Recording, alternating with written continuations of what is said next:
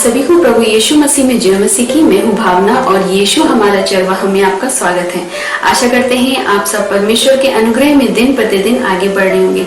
आज हम जो वचन पढ़ेंगे वो हमें मिलता है रोमियो उसका 8वां अध्याय उसकी 28वीं आयत में, जहाँ इस प्रकार लिखा है। रोमियो 8 का 28, जहाँ इस प्रकार लिखा है, जो लोग परमेश्वर से प्रेम रखते हैं उनके लिए सब बातें मिलकर भलाई को उत्पन्न करती हैं। खुदा अपने पाक कलाम के पढ़े सुने जाने में आशीष दे। अजीजों, देखिए इसमें परमेश्वर ने किन लोगों के लिए कहा है? जो लोग परमेश्वर से प्रेम रखते हैं उनके लिए सब बातें, चाहे उनके जीवन में जो बातें हैं, सब बातें मिलकर किसको? भलाई को उत्पन्न करती है। तो आप जरूर जानना चाहेंगे कि परमेश्वर से प्रेम कौन लोग करते हैं। तो अजीजों, परमेश्वर से प्रेम वो लोग करते हैं जो हर परिस्थिति में परमेश्वर को धन्यवाद करते हैं, जो जिनके स्वभाव में नम्रता होती है, जो दूसरों की भलाई करने के बारे में सोचते हैं, कभी दूसरों का बुरा नहीं चाहते, जो दूसरों की को जो क्षमा करते हैं कि उनका चाहे लोगों ने जितना दिल दुखाया हो लेकिन वो क्षमा करते हैं और हर समय परमेश्वर में आनंदित होते हैं, परमेश्वर पे भरोसा रखते हैं कि हमारे साथ जो होगा अच्छा होगा क्योंकि परमेश्वर हमारे साथ है। ये होता है परमेश्वर से प्रेम। जिस प्रकार छोटा बच्चा जब होता है तो उसके जीवन में चाहे जो परेशानियां आती है वो अपने मम्मी पापा पर विश्वास रखता है। वो अपने मम्मी पापा से क्योंकि प्रेम करता है इसलिए वो विश्वास रखता है कि मेरे मम्मी पापा मेरे साथ कभी गलत नहीं करेंगे या मेरे लिए कभी गलत फैसला नहीं लेंगे। आज हमें भी परमेश्वर से प्रेम करना है, परमेश्वर को अपना माता पिता जानना है और इस प्रकार प्रेम करना है कि परमेश्वर हमारे जीवन में जो भी करेगा अच्छा करेगा, ये दृढ़ विश्वास करना है। जिस प्रकार हम गुजरे दिनों एक स्टोरी देख रहे थे, उसमें एक आदमी था जिसके पास सिर्फ एक घोड़ा था और वो घोड़ा अचानक एक दिन से खो जाता है। जब खो जाता है वो घोड़ा तो एक आदमी उस पड़ोसी आता है तो उस आदमी से कहता है कि देख तेरी किस्मत कितनी खराब है, तेरे पास एक घोड़ा था वो भी खो गया। तो उस आदमी ने क्या कहा? परमेश्वर की जैसी इच्छा। क्या कहा? परमेश्वर की जैसी इच्छा।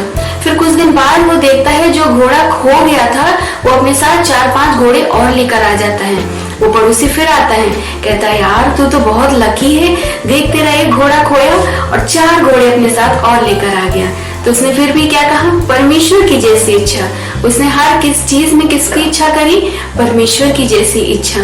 और फिर एक दिन वो जब बहुत सारे जब उसके पास घोड़े हो गए थे 4-5, तो एक दिन उसका जो बेटा था तो एक दिन उन घोड़ों की सफाई कर रहा था तो अचानक उस घोड़े ने उसके बेटे को लहूलुहान कर दिया था और इतना लहूलुहान कर दिया था कि वो बिस्तर पे आ गया था। और फिर वो पड़ोसी आता है, कहता है यार तेरे घोड़े तो बड़े वैसे हैं, देख तेरे एक लौते बेटे को उन्होंने कितना घायल किया कि आज वो बिस्तर पे पड़ गया। तब भी उस आदमी ने क्या कहा? परमेश्वर की जैसी इच्छा। फिर अचानक एक दिन उस जिस गांव में होता है उस गांव में अचानक एक दिन एक गैंग आती है। तो वो उनका मकसद था कि इस गांव से जितने जवान लड़के हैं उनको वो अपनी गैंग में शामिल कर सके।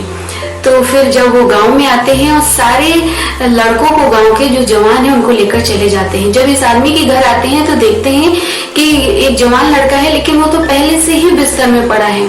तो फिर वो उसको छोड़ जाते हैं कि ये पहले ही इतना बीमार है तो हमारी गैंग में शामिल कैसे होगा। वो पड़ोसी फिर आता है, कहता है यार देख तेरा घोड़ा कितना अच्छा है, तेरे बेटे को घायल किया और आज जिसके कारण वो बच गया।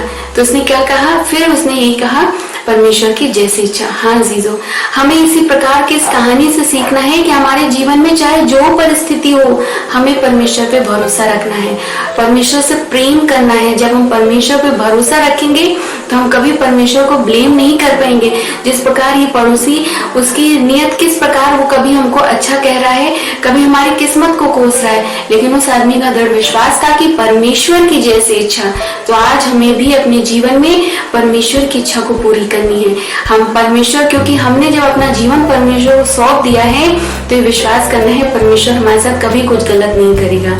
जिस प्रकार हम देखते हैं भजन संहिता 34:1 में लिखा है, दाऊद क्या कहते हैं? भजन 34:1, मैं हर समय यहोवा को धन्य कहा करूंगा, उसकी स्तुति निरंतर मेरे मुख से होती रहेगी।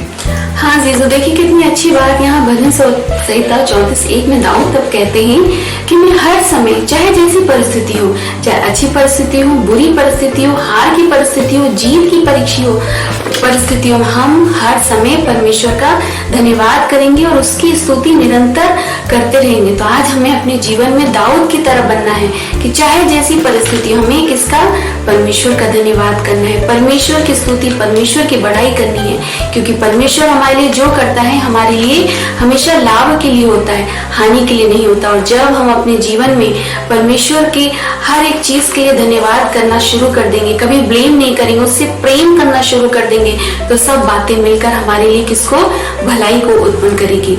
हम एक जगह से और देखेंगे जो हमें मिलता है याकूब 1:12। याकूब 1:12। धन्य है वह मनुष्य जो परीक्षा में स्थिर रहता है, क्योंकि वह खरा निकलकर जीवन का वो निकट पाएगा जिसकी प्रतिज्ञा प्रभु ने अपने प्रेम करने वालों से की है। हाँ जीजू, देखिए कितनी अच्छी बात याकूब 1:12 में लिखा है, धन्य है वो मनुष्य जो परीक्षा में स्थिर रहता है। मतलब वो मनुष्य को परमेश्वर ने कहा धन्य है जो परीक्षा में स्थिर रहता है, परीक्षा में इधर उधर नहीं डोलता, परीक्षा में वो दृढ़ खड़ा होता है, मजबूत खड़ा होता है, अपना भरोसा अपने परमेश्वर पे लगाता है, तभी वो दृढ़ खड़ा होता है। क्योंकि अगर हम संसार में हैं, हम परीक्षा में हैं, तो आसपास हमारी बहुत सी ऐसी चीजें हैं जो हमें तोड़ सकती हैं, जो हमें निराश कर सकती है, जो हमें हताश कर सकती हैं। लेकिन परमेश्वर के जो लोग होते हैं, परमेश्वर से जो प्रेम करते हैं, उस परीक्षा में भी स्थिर खड़े होते हैं, क्योंकि वह खरा निकलकर जीवन का मुकुट पाएगा जिसकी प्रतिज्ञा प्रभु ने अपने प्रेम करने वालों की है। और जब हम अपनी परीक्षा में दृढ़ मजबूत खड़े होते हैं तो परमेश्वर ने क्या किया कि जिसकी प्रतिज्ञा परमेश्वर ने अपने प्रेम करने वालों को की है, यानी जो परमेश्वर से प्रेम करते हैं, परमेश्वर पे भरोसा रखते हैं, उनके लिए वो सब कुछ पूरा करेगा। क्योंकि परमेश्वर ने ऐसे लोगों के लिए प्रतिज्ञा की है कि सब कुछ उसके जीवन की भलाई के लिए होगी। क्योंकि हम अपने कल को नहीं देख सकते, हम कहाँ कैसे फैसला करते हैं अपने जीवन का, अपने जो सामने देखते हैं, अपने जो हो सकता है कल भी देखते हो उसके असर, लेकिन हमारे परमेश्वर के हाथों में हमारा भविष्य है। उसे पता है कि हमारे जीवन में कब किस चीज की आवश्यकता होगी या कब कौन सी घटना घटेगी। परमेश्वर के अगर हम प्रेम में बने रहेंगे तो परमेश्वर ऐसे हालात पैदा कर देगा कि हमें उस घटना में पड़ने ही नहीं देगा और हमें बचा लेगा। तो हमें परमेश्वर से प्रेम रखना है और उसको पर ही भरोसा करना है। एक जगह से हम और देखेंगे जो हमें मिलता है मरकुस 12:30।